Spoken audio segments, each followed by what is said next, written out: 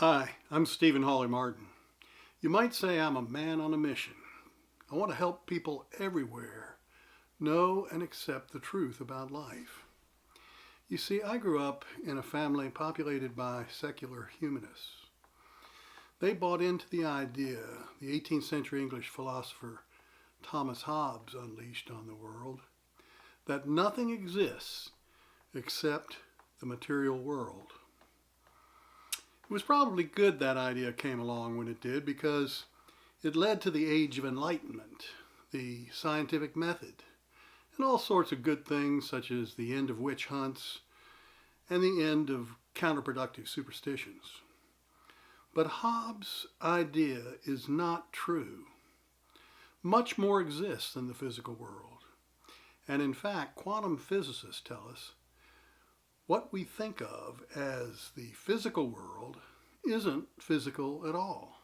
It's energy, as in E equals mc squared.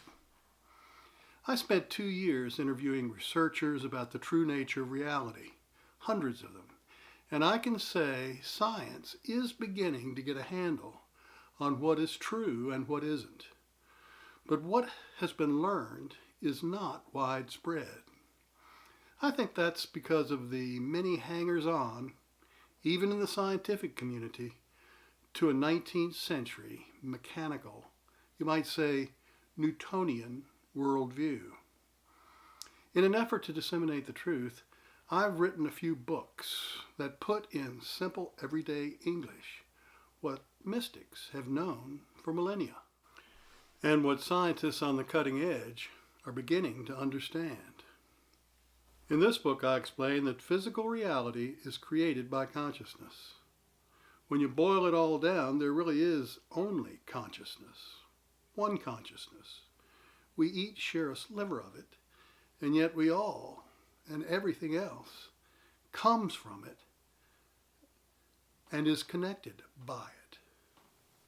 You may be wondering what scientific evidence I can give that indicates our consciousness continues after death. While I cite many different studies, perhaps the most convincing come from the Division of Perceptual Studies at the University of Virginia School of Medicine. They've been at this for more than 50 years.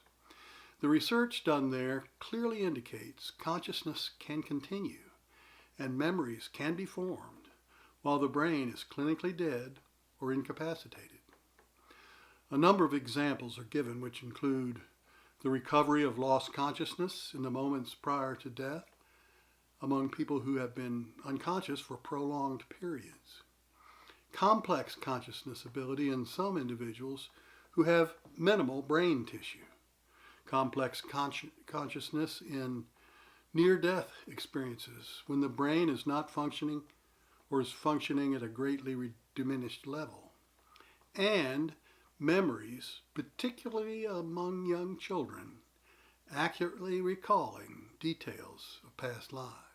The evidence I present suggests the brain functions more like a cell phone or a radio receiver and connects our consciousness to and integrates it with our bodies.